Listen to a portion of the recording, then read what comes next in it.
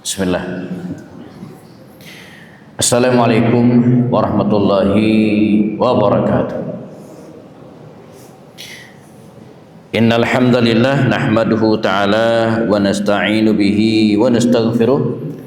Nashhadu an la ilaha illallah, nashhadu anna Muhammadan abduhu wa rasuluh. Allahumma salli wa sallim wa barik ala hadzal nabiyil karim wa ala alihi wa sahbihi ajma'in. Rabbi shrah li sadri wa yassir li amri wahlul 'uqdatan min lisani yafqahu qawli. Hadirin dan hadirat para jamaah salat maghrib jelang isya Masjid Al-Hidayah rahimakumullah, kita awali dengan bersyukur kepada Allah SWT. Pada malam hari ini kita dipertemukan oleh Allah SWT dalam keadaan sehat, diberikan berbagai nikmat sehat, waktu luang, dan nikmat iman dan Islam, ya, sehingga kita bisa melaksanakan sholat maghrib berjamaah. Di sisi lainnya kita juga langitkan doa-doa kita untuk saudara kita yang berada di belahan bumi yang lainnya, yang di Palestina yang hari ini masih mengalami kesulitannya, kemudian di Sudan, dan tak kalah penting juga saudara kita yang ada di Sumatera, ya, di Sumatera Barat, Sumatera Utara, dan Aceh, khususnya di 3 tempat ini yang sejak beberapa waktu lalu, beberapa hari lalu diuji oleh Allah SWT dengan musibah banjir lumpur, ya, dan air surut agak lama. Sampai hari ini mereka masih mengalami kesulitan. Kita doakan semoga segera membaik dan kembali sebagaimana semula, ya. Jamaah rahimakumullah, pada malam hari ini, ya, sampai nanti waktu isya pukul 19 lewat 15 atau 16, ya, berarti sekitar 40 menitan ke depan, di setiap pekan pertama, ya, Sabtu pekan pertama, kita ketemu dalam kajian Sirah An-Nabawiyah wa Sirah As-Sahabah, membahas tentang sejarah hidup baginda Rasul SAW. Dan ini sudah berlangsung cukup lama, bahkan sebelum pandemi, ya. Bagi teman-teman yang tidak rutin mengikuti, mungkin seperti malam hari ini karena hujan besar mengguyur daerah kita dan sekitarnya, sehingga beberapa jamaah mungkin berhalangan datang ke masjid. Ada rekamannya di YouTube Al-Hidayah, insyaallah, ya. Nanti silakan cek. Nah, kita membahas tentang sejarah hidup baginda Rasul dan para sahabat. Kita sudah menyelesaikan biografi biografi Rasulullah, lebih dari 30 episode. Dan kita sudah masuk pembahasan Al-Khulafa Ar-Rasyidun, Abu Bakar, Omar, Utsman, dan Ali. Nah, kita sudah masuk pembahasan Ali bin Abi Thalib. Sudah 2 kali kalau tidak salah. Ini adalah kali yang ketiga. Seri pertama tentang Ali bin Abi Thalib dan proses keislamannya. Kemudian seri yang kedua pada bulan lalu kita sudah bahas Ali bin Abi Thalib membersamai Rasulullah sampai beliau meninggal dunia, ya, kita sudah ceritakan. Nah, pada pertemuan atau seri yang ketiga ini, jamaah, kita akan bahas Ali bin Abi Thalib di masa kekhalifaan atau di masa Al-Khulafa Ar-Rasyidun, ya, peran apa yang diberikan oleh Ali pada masa ketiga khalifah ini, di masa Abu Bakar, Umar, dan Utsman. Dan mungkin perlu penjelasan juga, kalau di masa Rasulullah, Ali bin Abi Thalib itu nyaris dan ya hampir tidak pernah absen dalam medan peperangan, ya. Sepengetahuan saya, di antara sekian banyak perang di masa Rasul yang beliau tidak ikut itu cuma satu, yaitu perang Tabuk, di mana Rasulullah memerintahkan kepada Ali untuk tinggal di Madinah menjadi wakil beliau. Tapi sisanya yang lain ikut semua. Badar, Uhud, Khandaq, Hudaybiyah, Khaybar, Fathu Makkah, terus sudah. Jadi ikut semua. Nah, yang menjadi pertanyaan adalah, kalau kita telusuri, mengapa pada masa 3 khalifah Abu Bakar, Umar, dan Utsman beliau tidak pernah ikut perang, ya. Boro-boro mimpin pasukan perang seperti Khalid bin Walid, atau Ammar bin As, Yazid bin Abu Sufyan, atau panglima-panglima yang lainnya. Ali, walaupun dia masih muda, ya, padahal dia masih muda, jauh di bawah misalnya Abu Ubaidah bin Jarrah yang juga memimpin pasukan perang. Nah, ini mungkin muncul pertanyaan, ini kenapa di usia Ali yang masih muda, Ali itu kita hitung coba, ketika hijrah ke Madinah, usia Ali bin Abi Thalib itu kira-kira 8 tambah 13, 21 tahun.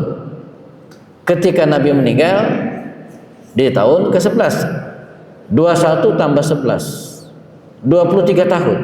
Ya, jadi ketika Rasul meninggal, usia Ali itu baru 23 tahun. Jadi sedang apa ya? Sedang matang-matangnya gitu kan, sedang kuat fisik. Ya. Malah dari pengamatan kami yang sudah 2 kali pergi ke Al-Aqsa pada September akhir lalu, ya, saya dan kawan kan berangkat, kita ngajukan 23 jamaah yang diterima, yang di ACC, ya, visanya oleh Israel itu, ya, itu 19, 4 enggak. Nah, usut yang 4 ini usianya masih muda. Nah, jadi Israel takut dengan orang-orang yang masih muda. Saya sudah 50 tahun, mungkin sudah dianggap tua kali, ya. Maka diizinkan masuk ke Al-Aqsa. Yang lain ada Ustadz Hadi Nur Ramadan, ya, Ustadz kita itu 35 tahun nggak boleh masuk. Ada Ustadz Huzaifah itu 29 tahun nggak boleh masuk, ya. Wallahu alam apakah faktor usia atau faktor yang lain. Tapi kita kembali ke tema kita. Ali waktu itu ketika Nabi meninggal usianya baru 23 tahun, masih muda. Pertanyaan tadi, ya, kenapa dia tidak ikut dan tidak memimpin perang pada masa-masa setelah. Kita akan bahas, ya. Oke, baik. Ya, saat Abu Bakar Siddiq menjadi khalifah, ya, Ali bin Abi Thalib fix membaiat dan mendukung Abu Bakar. Nah, ini menyangkal tuduhan orang Syiah yang mengatakan bahwa Ali tidak setuju dengan dipilihnya Abu Bakar sebagai khalifah dan tidak mendukung beliau, dan ini keliru, ya. Dr. A'id Al-Qarni, ya, ini penulis kitab La Tahzan yang terkenal itu. Dulu ada satu buku yang terkenal namanya, judulnya La Tahzan, jangan bersedih. Covernya kuning tuh, terbitan Christie Press dulu, terkenal, ya, di tahun 2000 berapa, ya? 2006 2007 mungkin, ya. Mengatakan, ya, beliau mengutip pidato Ali bin Abi Thalib saat wafat Abu Bakar. Allah menghormatimu ya Abu Bakar. Engkau orang yang pertama masuk Islam, yang paling ikhlas dalam beriman, yang paling kuat keyakinan. Engkau membenarkan Islam saat orang-orang mengingkarimu. Engkau mendermakan hartamu saat orang lain kikir. Ini pujian Ali bin Abi Thalib terhadap Abu Bakar Siddiq. Nah, ketika Abu Bakar Siddiq dibaiat menjadi khalifah, di antara sekian panjang orasinya, begitu kira-kira, beliau mengatakan, dikisahkan dalam kitab Tarikh Ibnu Asakir, summa nadhara fi wujuhil qaumi. Jadi Abu Bakar dibaiat menjadi khalifah, lalu dia berdiri di atas podium, di atas mimbar. Kemudian dikisahkan, summa nadhara fi wujuhil qaum, lalu Abu Bakar memandang orang-orang yang di depannya. Falam yara aliyan. Nah, Abu Bakar tidak melihat Ali. Ketika dia dibaiat, berdiri di podium mimbar, dia lihat kok enggak ada Ali. Ya, falam yara aliyan. Fada'a bi Aliin ibni Abi Thalib, lalu dia mencari Ali atau memintakan orang-orang untuk memanggil Ali. Dan datanglah Ali. Datanglah Ali, faqala, qultu ibnu ammi Rasulillah SAW wa khalatuhu ala ibnatihi arta an tashqa asal muslimin, qala la tasriba ya khalifati Rasulillah SAW fabaya'u. Maka Abu Bakar mengatakan, wahai Ali, kemana engkau, ya, wahai sepupu Rasulullah, wahai menantu Rasulullah, arta an tashqa, apakah engkau ingin memecah belah, mematahkan asal muslimin, ya, tongkat kaum muslimin. Ini kiasan, ya. Apakah engkau ingin mematahkan persaudaraan kaum muslimin demikian dengan tidak hadir pada hari pembaiatan tersebut, ya? Maka Ali mengatakan, qala la tasriba ya khalifata Rasulillah. Tidak ada masalah wahai khalifah Rasulullah. Fabaya'ahu. Lalu dia pun membaiatnya. Ini sebagai dalil, ya, dan riwayat bahwasanya Ali bin Abi Thalib itu membaiat Abu Bakar Siddiq. Dalam kitab Sahih Bukhari, Ali juga bicara tentang Umar bin Khattab. Ketika pemakaman Umar, tidak ada orang yang lebih kuinginkan untuk menemui Allah dengan amal yang sama dengannya daripada wahai Umar. Demi Allah, aku benar-benar yakin Allah menjadikanmu bersama kedua sahabatmu, Nabi dan Abu Bakar, karena aku sering mendengar Rasulullah bersabda, aku pergi bersama Abu Bakar dan Umar. Dan aku benar-benar yakin Allah menjadikanmu bersama mereka berdua. Nah, ini sebagai bukti bahwasanya Ali bin Abi Thalib tidak ada masalah dengan Umar bin Khattab radhiyallahu anhu. Dan sebagaimana yang kita ketahui, bukti lainnya bahwa antara hubungan antara Ali bin Abi Thalib dengan kedua khalifah Abu Bakar dan Umar ini adalah bahwa Ali bin Abi Thalib menikahkan salah seorang putrinya, Ummu Kulsum, dengan Umar bin Khattab. Ini tidak bisa dibantah oleh orang-orang Syiah. Umar menurut orang-orang Syiah ada masalah dengan Abu Bakar. Sampai-sampai orang yang membunuh Umar itu hari ini makamnya ditawafi. Ya.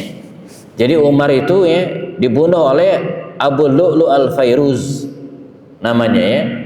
Nah, orang-orang Syiah hari ini saking mereka membenci Umar bin Khattab dan memuji orang yang membunuh Umar, sampai hari ini di Iran mereka mengelilingi, ya, mentawafi begitu kira-kira, ya, makam orang yang membunuh Umar dengan ucapan Allahumma ja'al ma'ana Abu Lu'lu', ya Allah jadikanlah kami bersama dengan Abu Lu'lu'.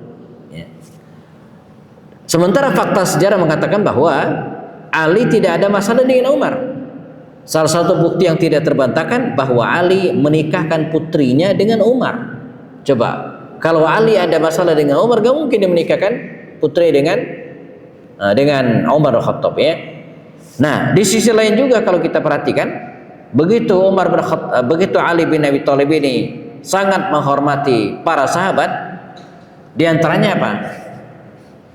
Ali bin Abi Thalib ini menamakan, ya, sebagian putranya terutama, ya, dengan nama-nama sahabat. Jadi di antara putra Ali bin Abi Thalib itu ada yang namanya Umar, ada yang namanya Abu Bakar, ada yang namanya Talha, ada yang namanya Zubair, gitu kan. Nah, ini menunjukkan bukti bahwa Umar, ya, tidak ada masalah dengan para sahabat tersebut, ya. Nah, baik, ketika Umar bin Khattab meninggal dunia, jamaah, kita pernah kisahkan sebelumnya, Umar tidak menunjuk seorang pun sebagai penggantinya, hanya membentuk tim 6 orang.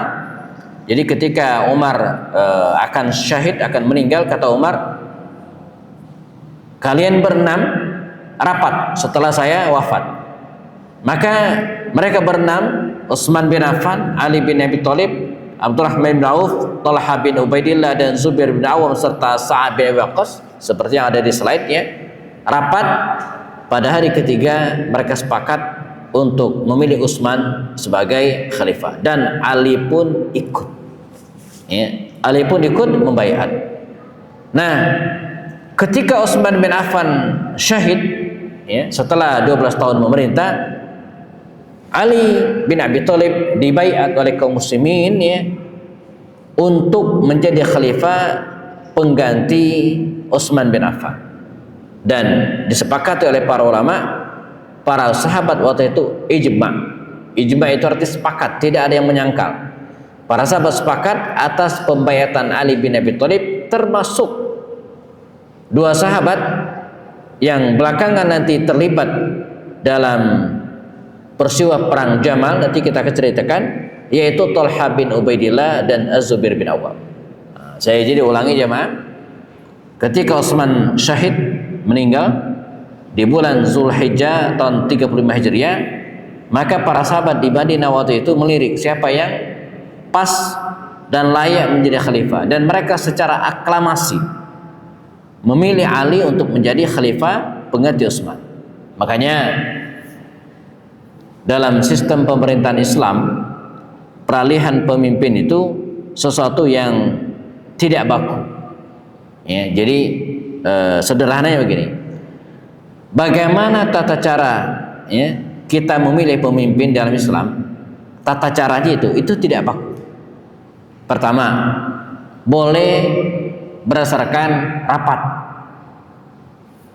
Ini milih ketua DKM misalnya, rapat, kumpul, rapat. Oh, kita sepakat. Sebagaimana para sahabat rapat di Saqifah Bani Sa'idah untuk memilih Abu Bakar, rapat tuh.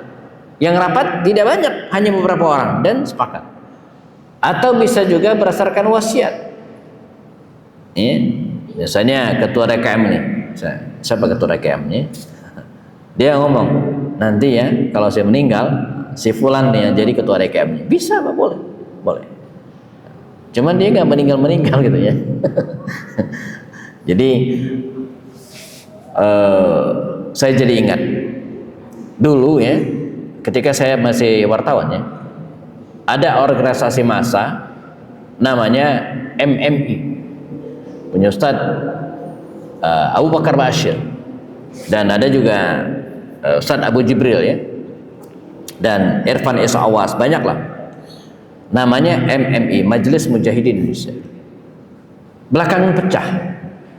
Ya, lembaga ini pecah. Penyebabnya karena waktu itu Ustaz Abu Bakar Bashir kalau tidak salah, masih ada orangnya. Dan kita doakan beliau sehat ya. Pengen menerapkan sistem dalam kekhalifahan Islam, bahwa seseorang itu tidak diganti dari jabatannya kecuali dia meninggal atau mengundurkan diri. Dan para khalifah 4 kan begitu. Abu Bakar itu tidak diganti kecuali meninggal, digantikan Umar. Umar tidak diganti kecuali wafat, digantikan Utsman. Utsman tidak diganti kecuali wafat, setelah digantikan Ali. Ali juga tidak diganti kecuali wafat. Nah, jadi ini yang benar kata beliau ya. Jadi tidak boleh ada pembatasan 3 tahun, 5 tahun seperti presiden. Saya kata DKM kita berapa tahun nih pembatasannya? Enggak, beliau ngotot harus begitu. Sementara pengurus yang lain ya, seperti Ustadz Irfan S. Awas dan seterusnya gitu kan, harus ada pembatasan ya, dalam sebuah struktur gitu kan, kepengurusan organisasi ada masanya. Seperti saya kan ketua IKADI Kota Bogor, ada masa jabatannya dari tahun 2022 sampai 2027. Nanti 2007 kami rapat lagi tuh, apakah saya terpilih lagi atau tidak, itu urusan belakangan, tapi ada masanya. Ya, dan rata-rata organisasi kita begitu. Nah, Ustaz Abu Bakar Bashir gak mau. Jadi yang Islami itu sesuai syariat kata beliau begini. Jadi kalau nggak meninggal ya nggak diganti. Dan beliau waktu itu ketuanya kebetulan. Kalau masih ragu, tanya ini ke beliau, datang ke Solo gitu ya. Belum lama beliau ketemu dengan mantan Presiden Jokowi kan. Jadi beliau akhirnya pecah ormas ini ya. Yang satu tetap MMI. Sementara Ustadz Abu Bakar Bashir keluar dan mendirikan sebuah lembaga baru namanya Jamaah Ansar Tauhid, JAT. Beliau ketuanya, dan di situ ada Ustadz Fauzan Al-Ansari, sudah wafat, sudah meninggal dunia. Nah, jadi ini ya, kalau dalam pemahaman saya ya, saya agak berbeda dengan Ustadz Abu Bakar Bashir. Ya, dalam pemahaman saya ini masalah ijtihadi, gitu kan? Enggak mesti sama. Mau dibatasi boleh, tidak juga boleh, sesuai dengan kesepakatan. Dalam proses kepemilihan juga demikian. Berdasarkan rapat boleh, atau berdasarkan wasiat. Wasiat. Sebagaimana misalnya Sulaiman bin Abdul Malik dan para ini yang lainnya, para pemimpin Islam yang lainnya mewasiatkan kepada generasi setelahnya untuk menjadi khalifah. Ya, maka Sulaiman bin Abdul Malik itu berwasiat, kalau saya meninggal dunia maka yang menjadi khalifah adalah Umar bin Abdul Aziz. Jadi Umar bin Abdul Aziz yang terkenal itu terpilih menjadi khalifah berdasarkan wasiat Sulaiman bin Abdul Malik atas usulan Raja bin Haywa, seorang tabi'in terkenal. Nah, jadi Jazakumullah, dalam proses memilih pemimpin ini dalam Islam itu tidak baku. Bisa wasiat, bisa juga berdasarkan tim syuro. Ya. Ngumpul 6 orang tadi itu kan, perwakilan dari berbagai wilayah, dan ini banyak dipakai oleh ormas hari ini. Jadi beberapa ormas Islam banyak menggunakan ini. Maka tim yang milih itu ada namanya Dewan Syuro, Majelis Syuro, Ahlul Halli wal Aqdi, dan seterusnya. Saya nggak hafal beberapa ya. Itu ada semua. Ada Majelis Tarjih ya. Di NU apa namanya ya. Jadi ada tim. Nah, tim ini yang kemudian memilih itu pengurus. Jadi tidak dilibatkan semua, enggak gitu kan. Di teman-teman PKS itu namanya Majelis Syura kalau tidak salah. Nah, Majelis Syura inilah yang rapat dan kemudian menentukan siapa akan menjadi presiden dan ya. Ini nyontek tradisi Umar. Umar begitu. Jadi begitu Umar meninggal, akan meninggal dimilih 6 orang. Nah, 6 orang ini yang kemudian rapat. Jadi tidak seperti sistem demokrasi seperti kita hari ini. Kalau sistem demokrasi kita hari ini kan semua ikut. Bahkan nenek-nenek yang nggak bisa baca tulis juga ikut milih. Ya. Dan uniknya hak dia memilih itu sama dengan hak profesor doktor. Dan di situ tidak adilnya gitu kan. Jadi seorang profesor doktor yang paham banyak masalah itu kalau pemilu Pak itu suaranya itu sama dengan orang buta, nenek-nenek atau siapa yang tidak berpendidikan sama sekali pun. Bahkan katanya orang gila juga boleh milih gitu kan. Nah ini masalahnya gitu ya. Nah baik, maka berdasarkan kesepakatan aklamasi. Jadi milih pemimpin berdasarkan aklamasi juga bisa. Siapa ketua DKM kita? Ada, udah selesai gitu kan. Nah, apalagi kalau orangnya bagus, orang yang soleh, nggak masalah. Ali terpilih dan para sahabat sepakat ya. Meskipun tidak sempat membaiat Ali bin Abi Thalib, namun Muawiyah bin Abu Sufyan itu mengakui kekhalifahan Ali. Ya, walaupun kemudian terjadi perang di antara Muawiyah bin Abi Sufyan dan Ali bin Abi Thalib, tuntutan Muawiyah bukan Ali jangan jadi khalifah, bukan, tapi Muawiyah menuntut agar orang-orang yang terlibat dalam kasus terbunuhnya Utsman bin Affan itu diadili. Jadi harus kita pahami. Jadi Muawiyah bin Abu Sufyan ya tidak mau baiat Ali itu bukan tidak setuju Ali menjadi khalifah, tapi dia mensyaratkan agar Ali mengadili orang-orang yang terlibat dalam kasus terbunuhnya Utsman bin Affan radhiyallahu anhu ya. Nah, memang ya ketika Ali bin Abi Thalib terpilih menjadi khalifah, ini PR beliau besar. Jadi berat ya. Jadi ini memang kondisi seperti itu ya. Beda dengan kondisi-kondisi sebelumnya. Kalau Umar Al-Khattab itu tidak. Jadi Umar Al-Khattab menjadi khalifah kondisi sangat-sangat bagus. Internal umat Islam utuh, kaum muslimin juga sudah mulai berperang ya, mengekspansi wilayah-wilayah Syam ya.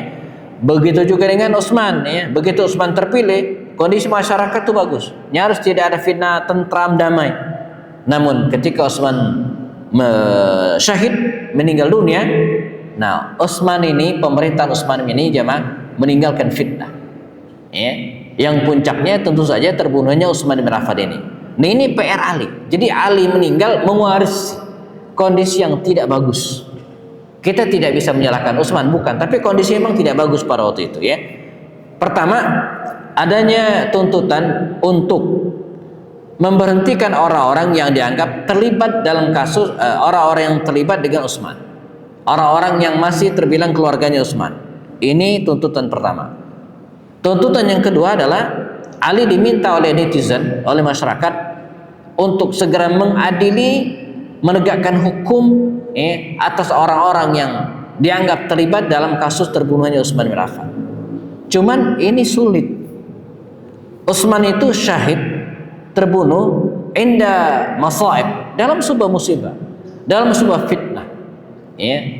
Rumah beliau dijebol, di loteng, anak-anak muda entah dari mana datangnya, dari Mesir, dari Kufah dan Basra, menyerbu dan Umar syahid.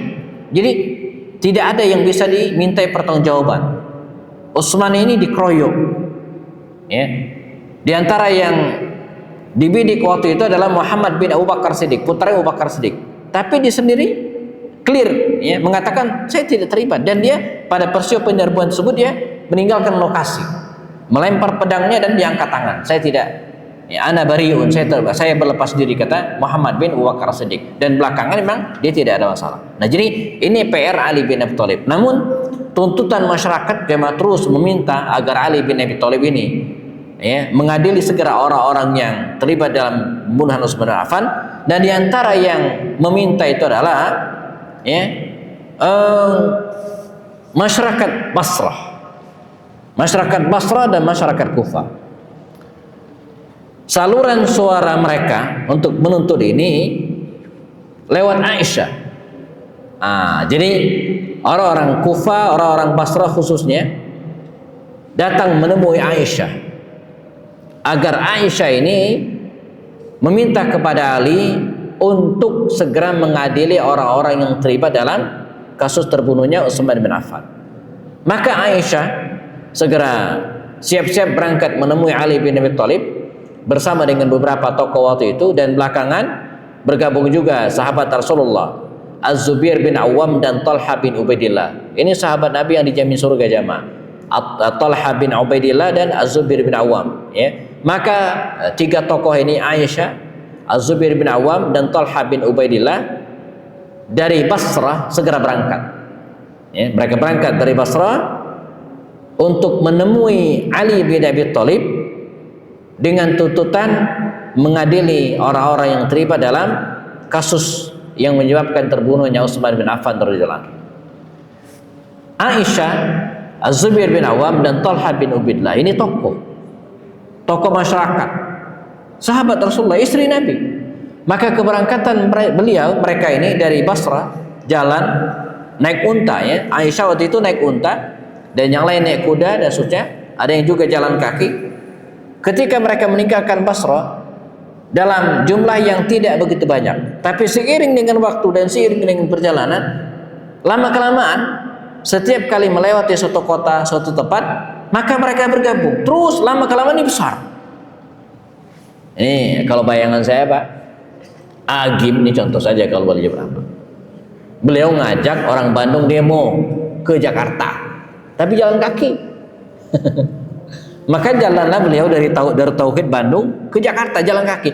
Dan setiap kali melewati kota, orang yang kenal sosok karismatik Agim misalnya atau tokoh yang lain itu kan gabung. Begitu lihat Bogor, gabung terus. Sehingga ketika nyampe Depok misalnya, ini masa udah tak terkendalikan, besar, banyak.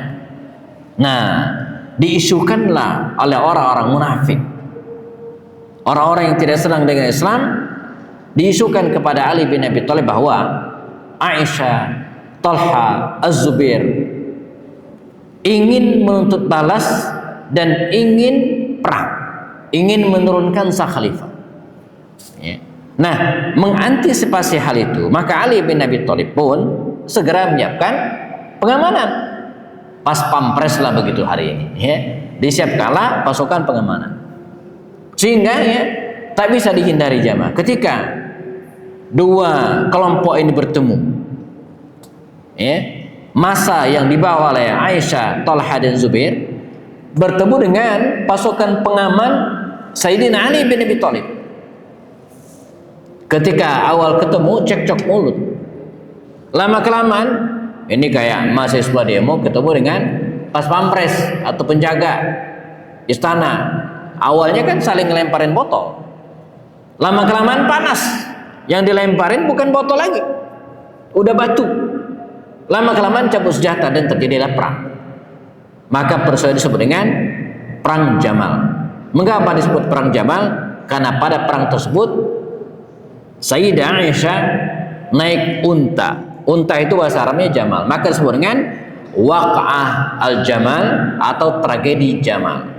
Dalam peristiwa tersebut, Zubair bin Awam dan Talha bin Ubaidillah di akhir peperangan, mereka sadar bahwa ini sudah tidak benar. Mereka sudah termakan provokator dan kemudian sudah terlibat terlalu jauh. Keduanya mundur. Talha bin Ubaidillah ini mengajak masyarakatnya untuk menjaga jarak dan mundur, tapi telat. Situasi sudah sangat tidak kondusif lagi. Maka di tengah kondisi demikian, Zubair dan Talha ini menyingkir dari medan peperangan. Seseorang yang berpihak kepada Ali bin Abi Thalib mengejar keduanya, melempari dengan senjata di antaranya panah dan tombak, dan qadarullah Zubair bin Awam dan Talha bin Ubaidillah syahid dalam peristiwa. Di tahun ke-6 36 Hijriah mereka meninggal dunia. Dan dua orang ini jamaah, Zubair bin Awam dan Talha bin Ubaidillah ini adalah dua di antara 10 sahabat yang dijamin surga. Jadi ada 10 sahabat yang pernah disabdakan oleh Nabi bahwa mereka akan masuk surga, mubasysyaruna bil jannah. Di antara adalah Zubair dan Talha.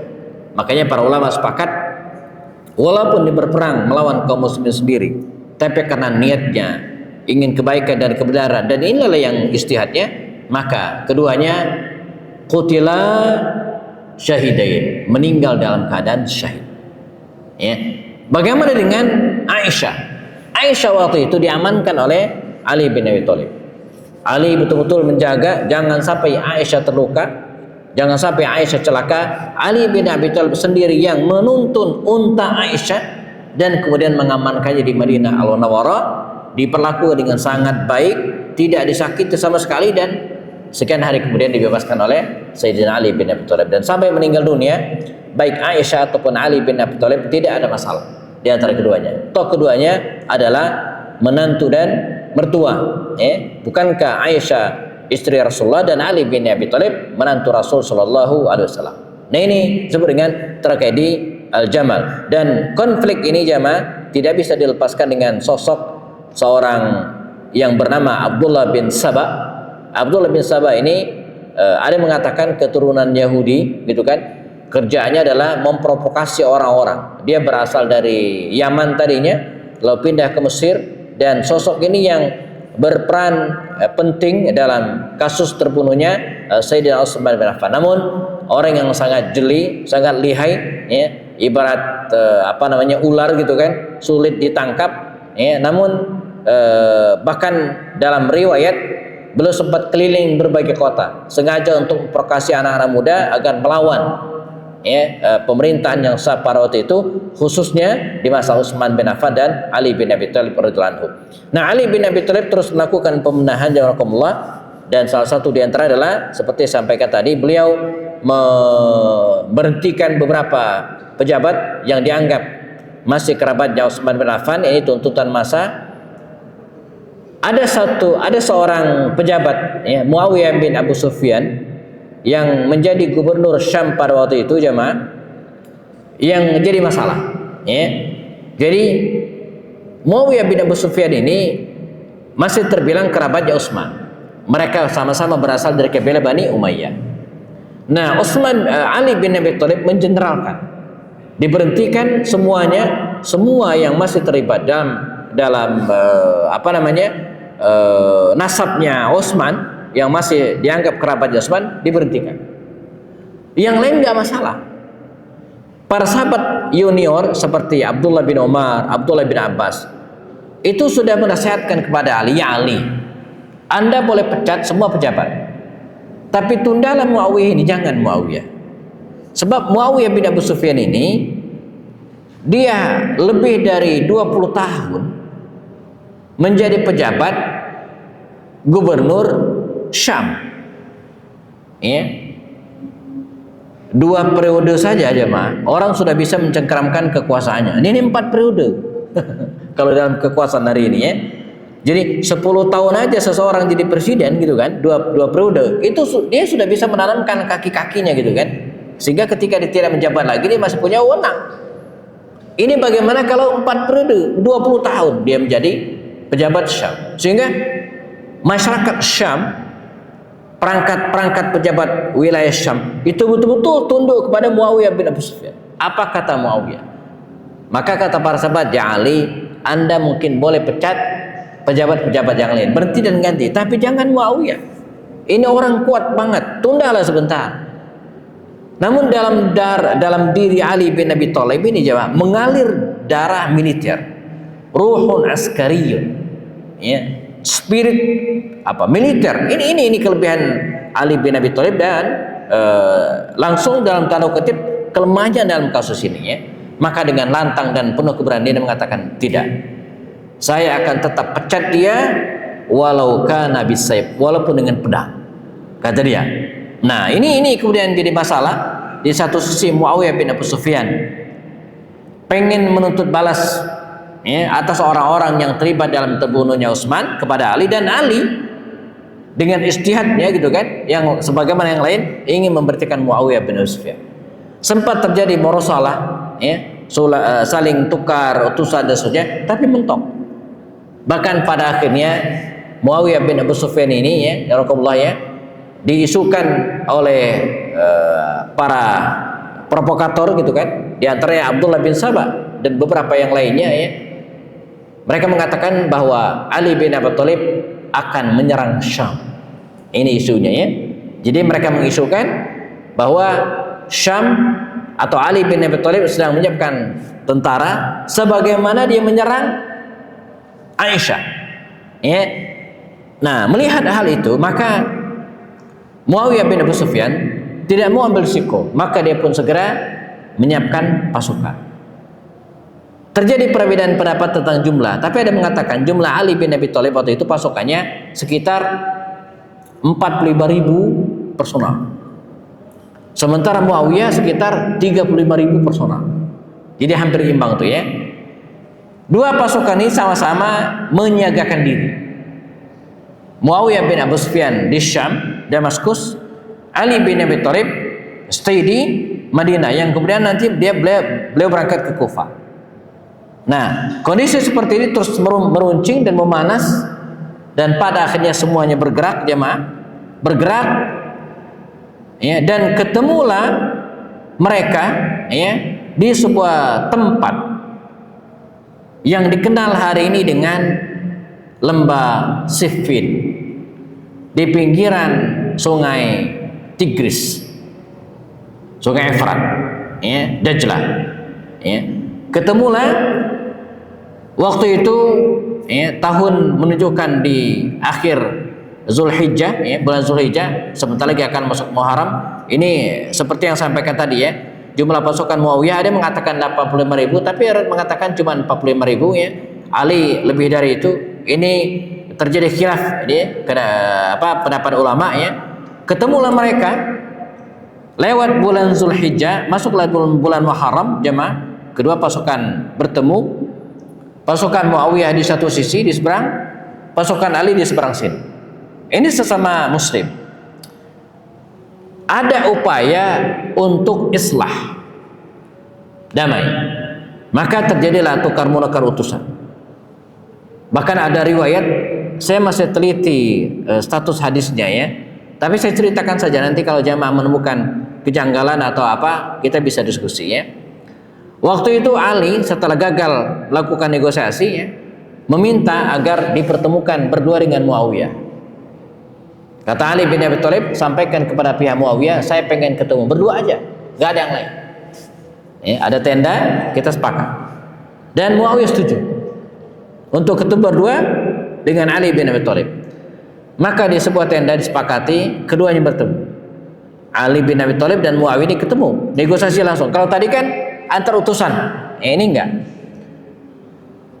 Dan mereka berdua ditemani oleh seorang penengah, walaupun sebenarnya penengahnya tidak adil juga ya, karena dia berpihak kepada Muawiyah, namanya Amr bin As.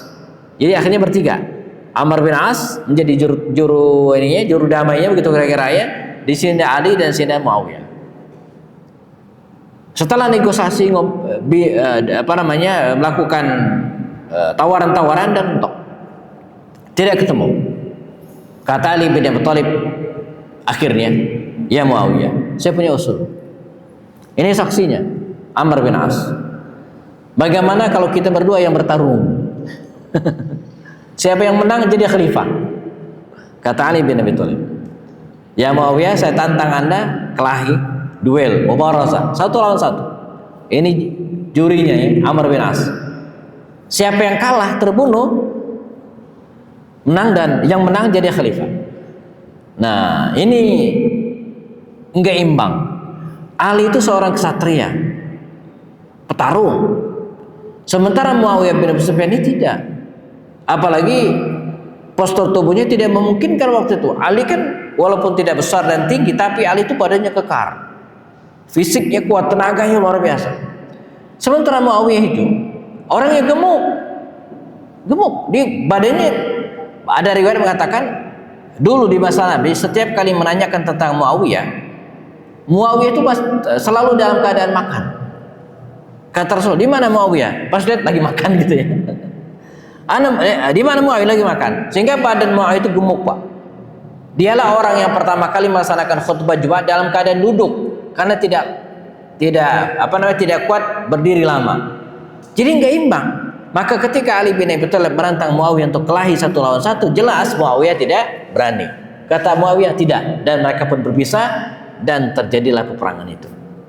Bahkan perang tersebut sempat tertunda karena begitu masuk Zulhijjah, masuk bulan Muharram.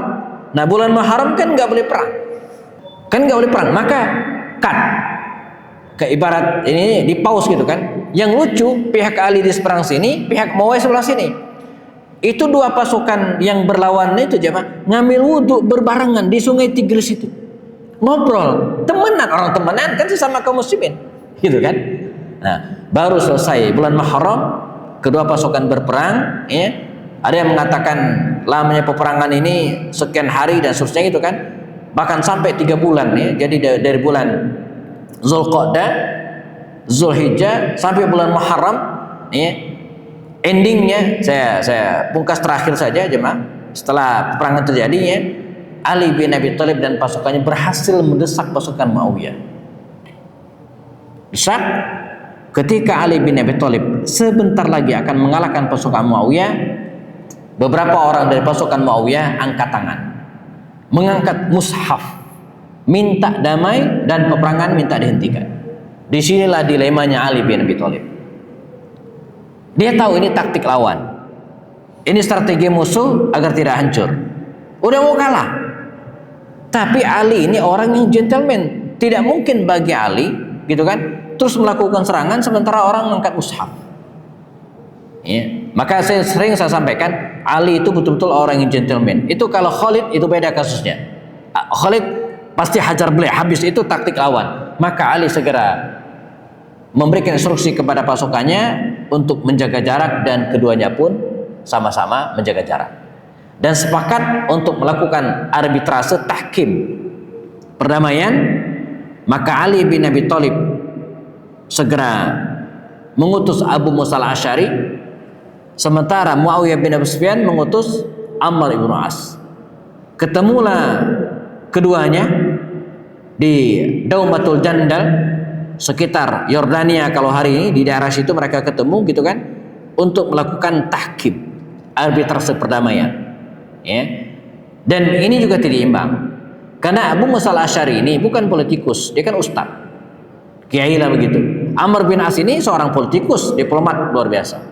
Maka dia mengatakan Amr bin As sempat memenangkan arbitrase tersebut, dan akibatnya apa? Ini kita close habis ini jamaah. Pasukan Ali bin Abi Thalib pecah 3. Satu, mengundurkan diri dari hiruk-pikuk politik dan kekuasaan, mundur. Yang kedua, tetap setia dengan Ali bin Abi Thalib dengan segala risikonya. Nah, ini nanti akan muncul cikal bakal orang-orang Syiah. Nah, yang ketiga, ini penting. Mereka yang kecewa dengan Ali bin Abi Thalib keluar dari barisan Ali, membentuk barisan sendiri dengan pemikiran menyalahkan Ali, menyalahkan Muawiyah, dan menyalahkan Amr bin As. Dan kelompok ini lama-kelamaan membesar.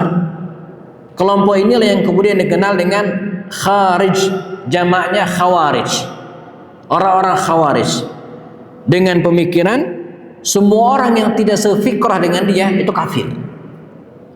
Semua orang tidak cocok dengan dia itu salah. Terus menggumpal dan kemudian membulat pemikiran ini sampai pada titik ekstrim bahwa semua kisruh, hiruk pikuk dan pertikaian pertumpahan darah ini penyebabnya 3 orang, Ali, Muawiyah, dan Amr bin As. Karena itu 3 orang ini harus dibunuh, 3 orang ini harus dilenyapkan. Maka disepakatilah waktunya 17 Ramadan di hari Jumat tahun 40 Hijriah, hari baik menurut mereka. Ya, berangkatlah 3 orang ini, jamaah Allah ya. Yang satu namanya Hajjaj bin Abdullah berangkat ke Damaskus untuk membunuh Muawiyah. Yang kedua, Amr bin Abu Bakar pergi ke Fustat Mesir untuk membunuh Amr bin As. Dan satu lagi Abdurrahman bin Muljam berangkat ke Kufah untuk membunuh Ali. Dan qadarullah, ya, Muawiyah yang ingin dibunuh oleh Hajjaj berangkat dari rumahnya menuju ke Masjid Damaskus. Dalam perjalanan dia ditusuk. Namun Muawiyah kan dikawal, banyak pengawalnya. Dan Muawiyah walaupun luka parah selamat. Sementara Amr bin As yang ada di Fustat di Mesir, yang ingin membunuhnya subuh-subuh udah di sini, udah sok pertama. Masalahnya dia tidak kenal persis dengan Amr bin As itu. Yang mana orang ini nggak tahu. Dia cuma dapat info Amr bin As itu nanti kalau subuh dia jadi imam.